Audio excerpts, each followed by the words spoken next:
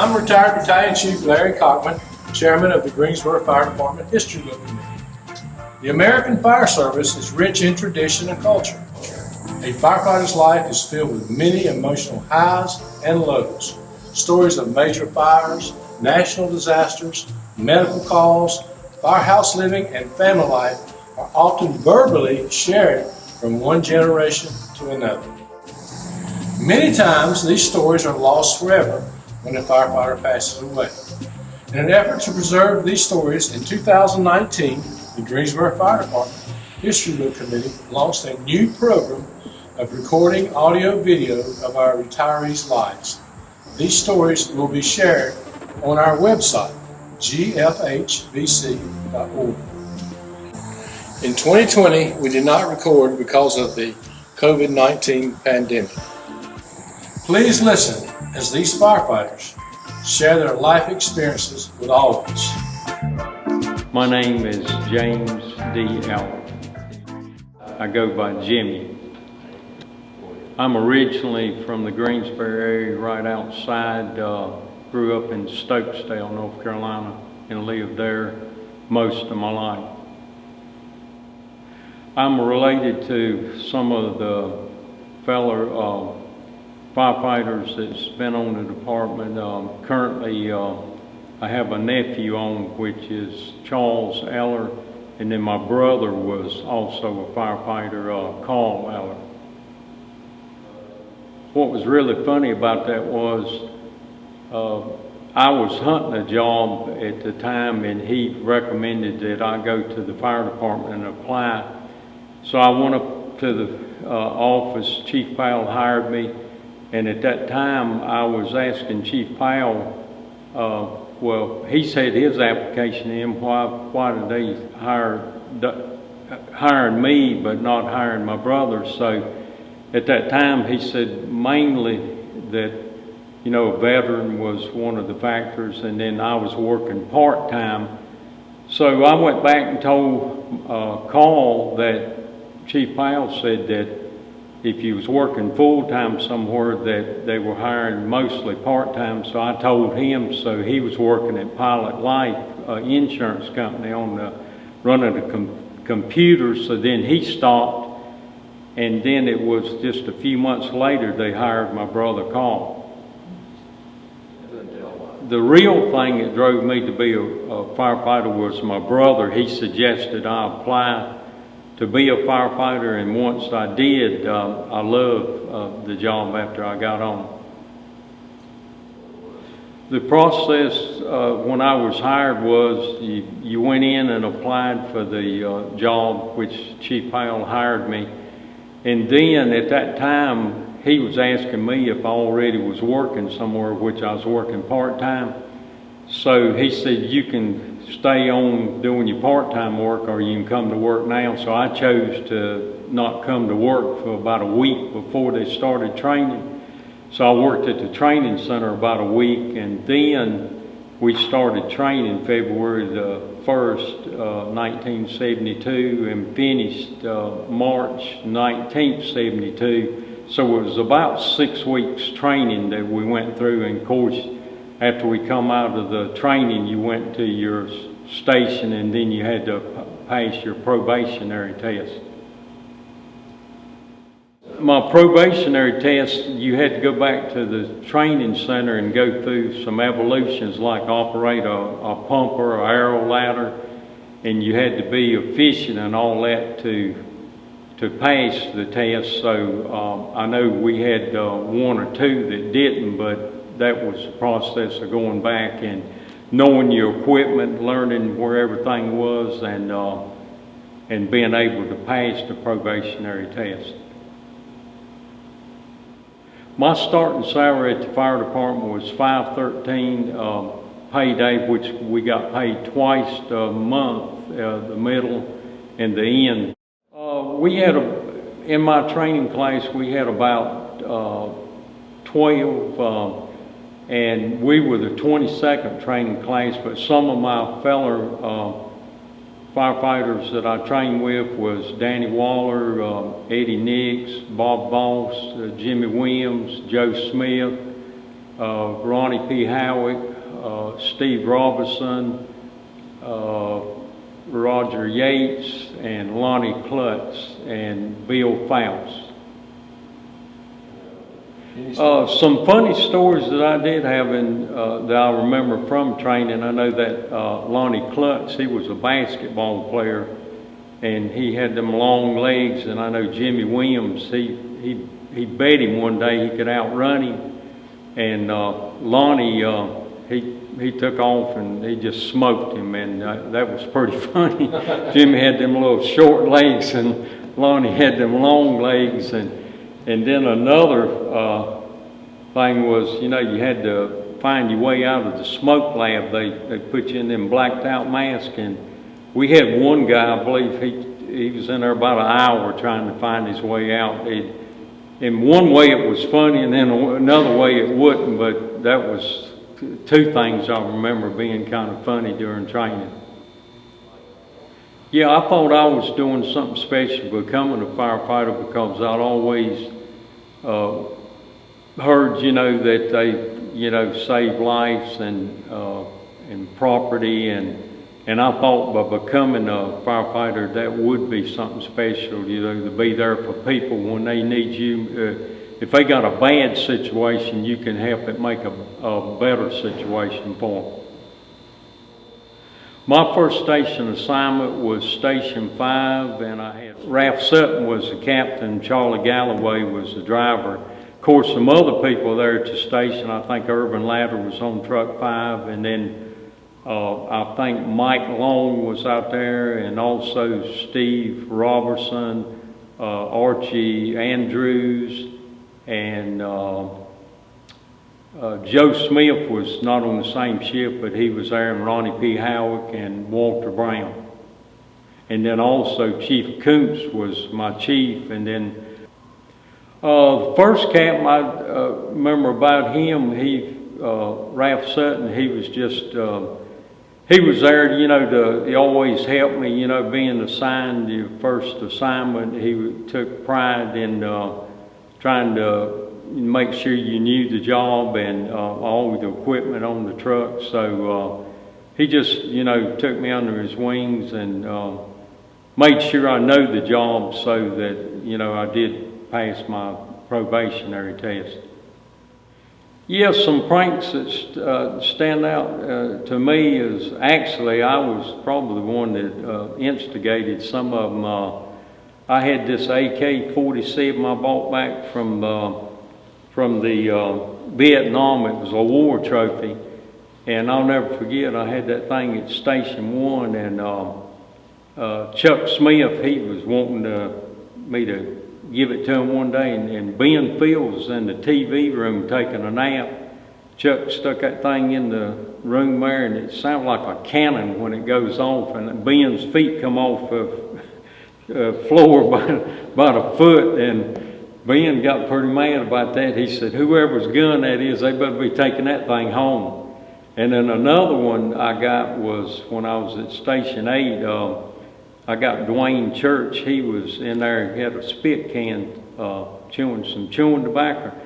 And I went over at the door, and I kindly made out like I was trying to unjam around in it. Of course, it was them blanks what I was shooting. And I was over there beating on the thing, and I said, this thing is jammed or something. And I pulled the trigger on that thing, and old Dwayne, he dropped that spit can. It went all over the floor. And then when I went to 9, I was out there, and me and Bill Brown kind of set this up. We had them two rookies there, Ramon Stockham and Fred Irwin. And I told Bill, I said, I'm going to chase you through there, and like I'm mad at you. So I chased Bill through the kitchen into the TV room, and when Bill got in the TV room, I pulled that trigger on that thing, and Bill had got some ketchup slapped on his chest, and Spencer Nolan was there, and he run over there and said, call 911. He said, Bill, let me see where it is, where it hit you. And that ketchup that Bill had put on him, I think Spencer finally smelled, and he knew he'd been had. But I'll never forget, Ramon and Fred was sitting there in the TV room looking at the TV, and Ramon and Fred's eyes got about big as 50 cent, and Ramon said, "Did it get him? Did it get him?" And then he said later, said, "How are we going to explain this?" I had that AK-47 and stuck it up into the bedroom up through got on a ladder and stuck it up where you slide down the poles. And I guess Rick Travers, he was going to get me back, and he poured this black powder on the floor, run it all the way over there around my bed. And when they set it on fire and it come over, they said it looked like my bed was on fire. It was just, everything was glowing. So that was one they got me back on.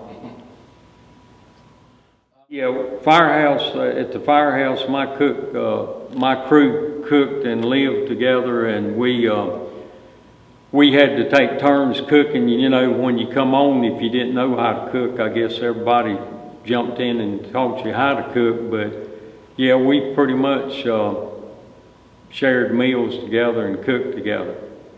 I wasn't a good cook at first, but then I become a good cook by, you know, the other firefighters teaching me how to cook. But that was something I did pick up while at the fire station, learning to cook. I think my specialty at the fire department was like hamburgers on the grill, and then if it wasn't that, it was a firehouse meal like pinto beans, macaroni and cheese, cornbread, and corned beef, and something like that. You know, it's mainly what I like cooking. I think it's important that firefighters eat together at the table because you share stories with one another, what you've, you know, experiences you went through, and then also I think you have more camaraderie by doing that. You know, closeness, closer knit, and you just interact with each other more when you eat and kind of get together at the meal like that and eat together. One thing that's happened crazy at the table is like if one turned the water over, then everybody would turn the water over, or, you know, just it would just escalate from one doing something, and then everybody would jump in. Being from the older firefighter generation and sleeping like at the station, I know when I first come on, everybody slept in one open area, and now they have individual cubicles. The advantage I can see to the individual cubicles, you got more privacy. You know, you can kind of watch it. Most of them got their own TV. You can study probably a little better in a cubicle by yourself versus just one open area. So, but I guess you kind of form more maybe the camaraderie all being in one space together versus individual. It was just you just kind of I guess learn more about each other by being in an open barracks like that. I think when you visit a station, like a retired firefighter go in, that a young one does take time to, you know, greet you and shake your hand, introduce yourself, and that way it makes the retiree more welcome instead of just walking in and, you know, nobody saying anything to you. So it just is a good thing that they welcome you and make you still feel welcome as a firefighter, even though you're retired. I think the value of y'all recording the retired firefighters, that way you can go back and people can look at the video and see actually, you know, who you were. And, you know, a lot of people may hear, well, they know a name, but they don't know nothing about you. So that way, if they've got a video, that way they can actually look at it and hear the experiences of the person telling their experience while they were on as a firefighter. My first fire, and it was actually the first call and a fire, was Station 5, Engine 5, and we had a basement fire on Green Valley Road right off of Friendly, and you know, being a rookie, you know, your adrenaline's flowing, and I know we did an offensive attack, knocked the fire out. It was real hot, smoky, and then Truck 5 set the fans up and ventilated, but I still remember that as being the first fire I went on. I had Captain Sutton as my captain. Yeah, some of the fire calls while I was on that kind of got to me a little bit. I know we had, when I was at Station 11, a house fire. It was like over off of, seemed like it was Garl Street or somewhere in that area, and there was like a bedroom fire is mainly what it was, and it looked like a doll on the bed. And I know Chief Flowers was the chief, and he asked me, he said, "You sure that ain't a doll?" And it was a little girl that had burned up.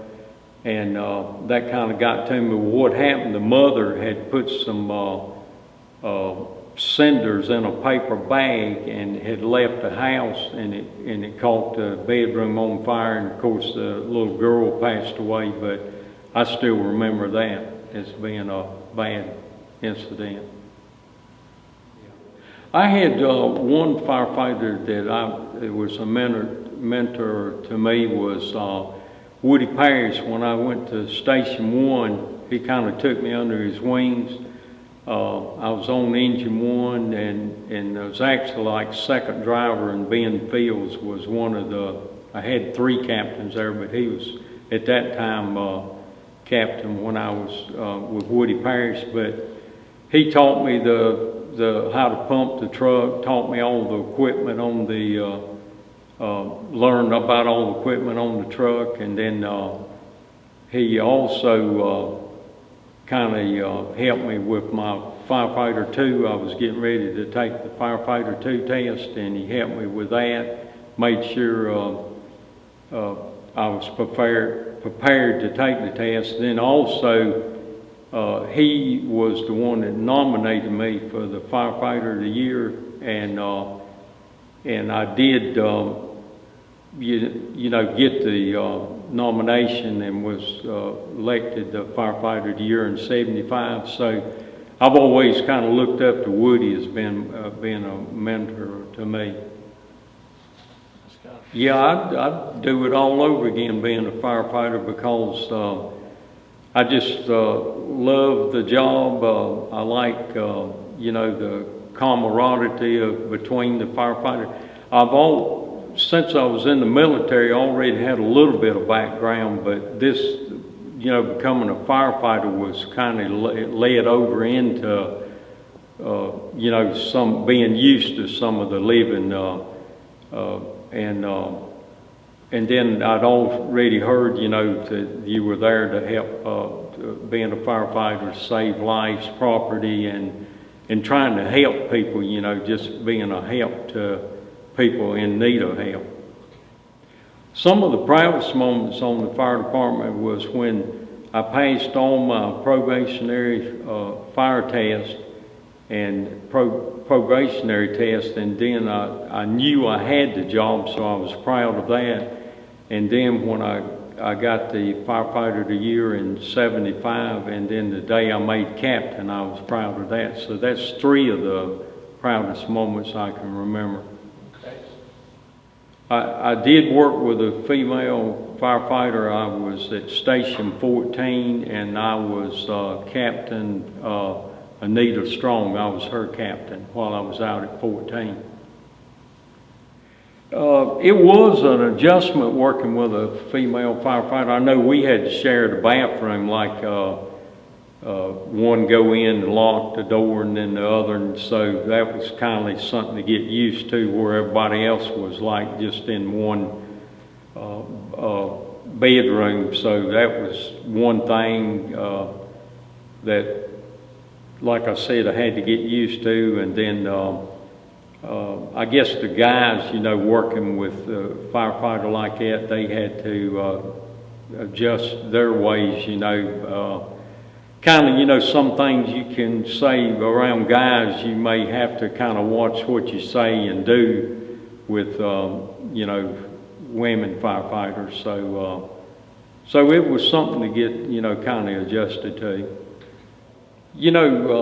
Something I may have done being in the fire department, I think I may would have pursued a little more education. I did get a 2-year business degree while I was on the fire department and the fire science degree, but I never did pursue the 4-year degree, so I think I might would have, pursued a 4-year degree while I was on the fire department.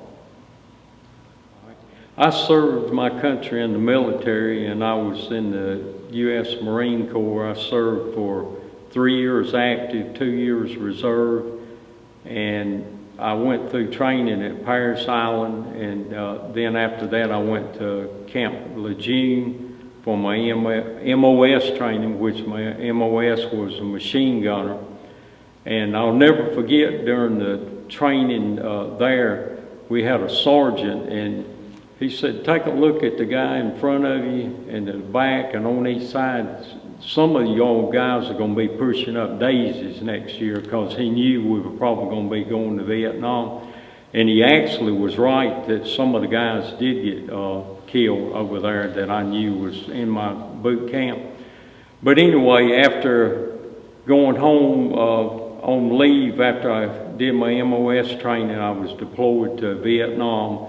I was outside about 20 miles south of Da Nang, and I was over there 11 months, and during that time I did receive 3 Purple Hearts. I've got, my first Purple Heart was, we was on a tank patrol, and there's like 2 tanks. One tank will go in front and the other in the follower. They go in the same track so that you ain't all over the place, the chance to hit more landmines. But the first one had went over a rice paddy dike, and I guess when we come over the thing after them, we had run over like a 500-pound landmine.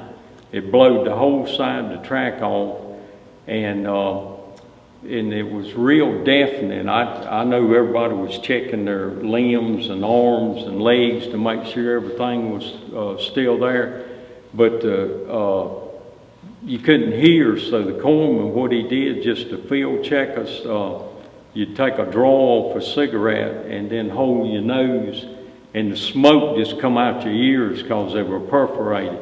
So what they did, they sent us back to our main compound, let the ears heal up for 2 or 3 weeks, and then put us back out in the field after that. And then another couple of operations I was on was Operation Medina and Lafayette. But I do remember one day patrol we was on, sweeping the area. This one guy, he was, I think, from Washington, and we heard a loud sound go off, and he had stepped on a 105 mine that they'd set up, and it had blown both arms off, both legs off, and he was still trying to get up. And he died about, I think they said 5 minutes after they medevaced, and I remember that. Then I was on a night patrol on one incident, and the front 2 point guys were going down the trail, and we heard all this shooting go on. I was in weapons. I was about halfway back in the line, but at that time you don't know if they killed everybody. Everything's so rounds going off, but they had shot our front 2 point guys, and then of course we had got some of the Viet Cong that had shot them, and but the sergeant started calling off, is everybody all right? And which we were, but at that time, it was just, it was real, not knowing if, they had shot everybody and you were the only one left, but we made it out of there on that. And then another incident I remember, it was where they took us up in the mountains and dropped us off in helicopters, and we was going through the area sweeping all day, and we had this lieutenant, and some of the guys were telling that there's movement over in the tree line. So he said, we got to keep going. So by the time we was getting ready to go out in the rice paddy, they opened up on us from the tree line. And I know one guy, he got shot right in the chest. We had just got the M16s, we had the M14, but them M16, we call them Matty Mateo, but you could get a little dirt in them and they would jam. At M14, you could drag it through the mud, the dirt, and it would still work. But that was one thing I remember. And I know when they was dropping the napalm in there, they had like a spotter plane that would come in there and shoot the smoke around on the ground. And then the F-4 Phantom would come and drop the napalm. But I know at times you could look up and see the fins. They were so close on the bombs that were, you know, they were dropping on them. And I had already heard on the Stars and Stripes, you know, that sometime they were so close they would drop it on friendly troops. So we were kind of worried about that. But anyway, that night, when this was late in the evening, it happened, it was at night, they were shooting these flares up, and we had several wounded out in the rice paddy, and we had to crawl out there at night, bring them back, line them up, and then we formed a 360 around them, and we could hear movement all night. But we'd done shot up most of our ammo, and we didn't know if they did overrun us, you know, they probably would have killed us, but thank the Lord they didn't. And the next day, the choppers come in and brought us more ammo and C-rats, and they medevaced out the ones that were killed and wounded, and that was one operation I remember from being over there.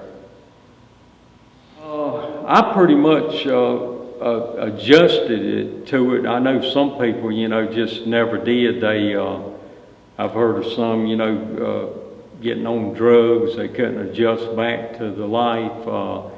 But luckily, I just, you know, kind of put it in the back of my mind and kind of got over everything I did see there. And I've seen a lot of stuff. That was just a few things I'm telling you about. I've seen a lot more stuff there. Bodies blown apart. I mean, I could go on with a lot more stories. I just named some of the few things I talked about. Yeah, the Operation Medina and Lafayette, I've got a little bit of shrapnel. It wasn't bad, but that's how I got my other two Purple Hearts, was from shrapnel. One of my good buddies I lost was that day patrol we was on, that he had lost all his limbs and he had passed away on the chopper, so I remember him.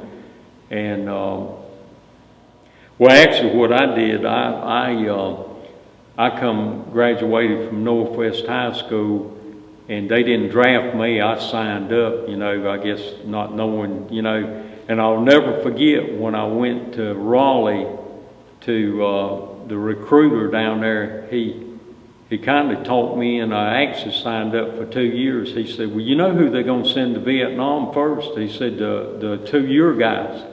So he taught me and was trying to get me to join for 4 years. So I said, no, I'll join for one more. So he got me for an extra year by telling me that. While I was on the fire department, the way I put in perspective, faith was first in my life, then the family was second, and the job was third. And by putting them in that order, everything took care of its other self. But that's the way I put in perspective while I was on the fire department, the faith, family, and job.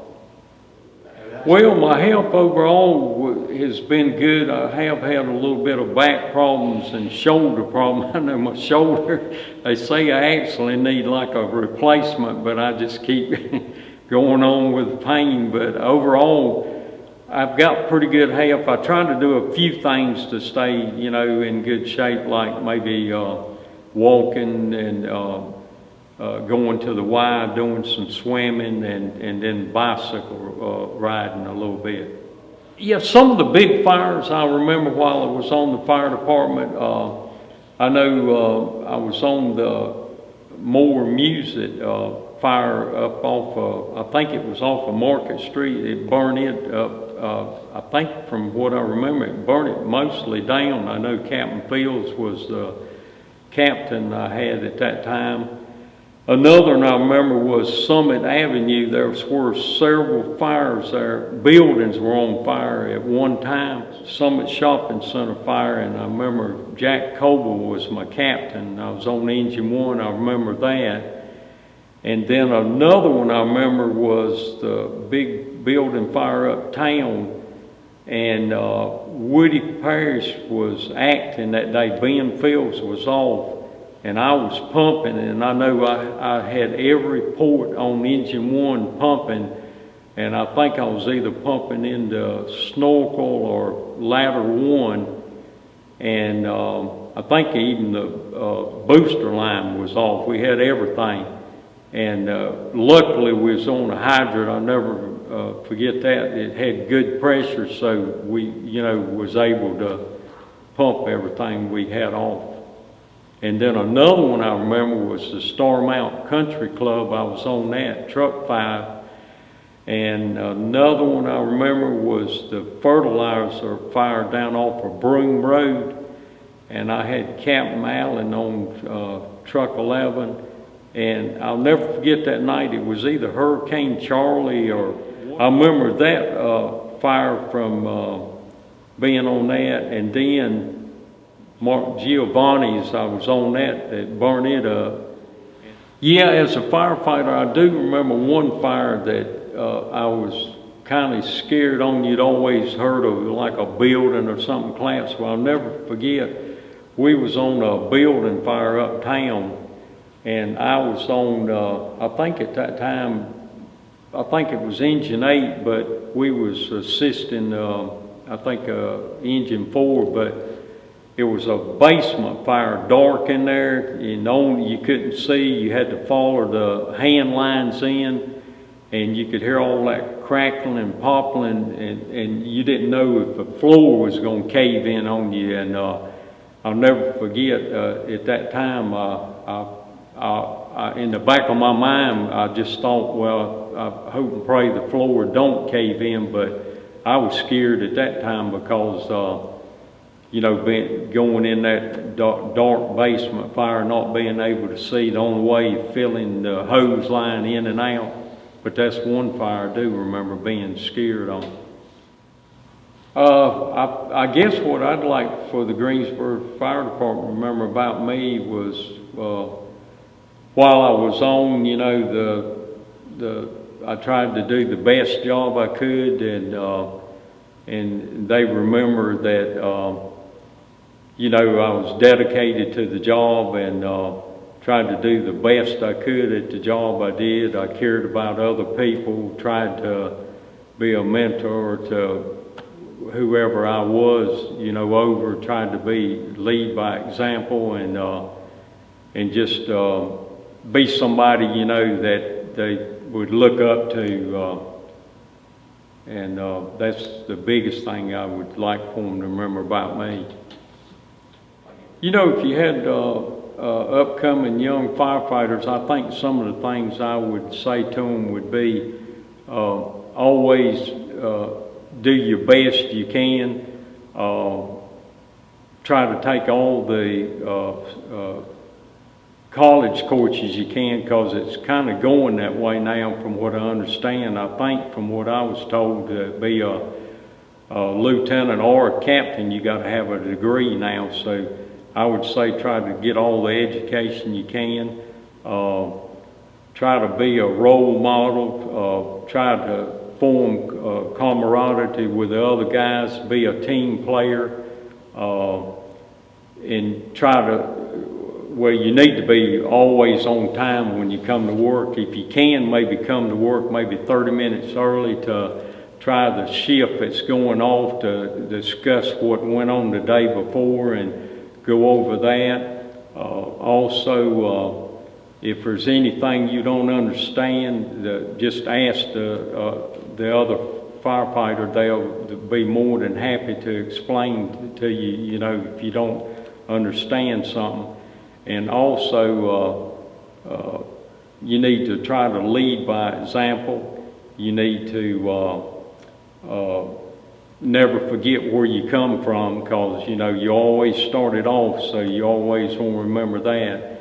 And as a whole, just be yourself and don't act, you know, like you know it all. And just in anything you do learn, try to share it with somebody, because, you know, any knowledge you got, if you keep it to yourself, it don't do nobody else no good.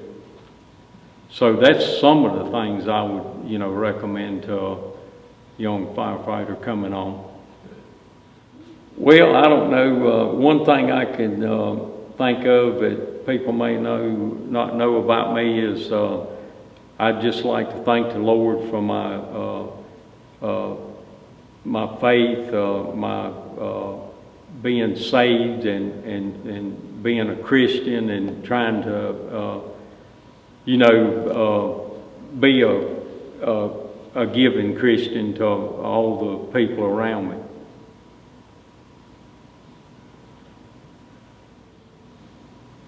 Well, I would like my family to remember about me is that I was always there for them, you know, trying to be a role model for them, try to, you know, teach them right from wrong, and do what you should do in life, and try to raise them. You know, you want to be proud of your kids, and by you being a role model, they can learn from you, and you just need to set an example for your family, so that they end up being, you know, good people, and try to make something out of themselves.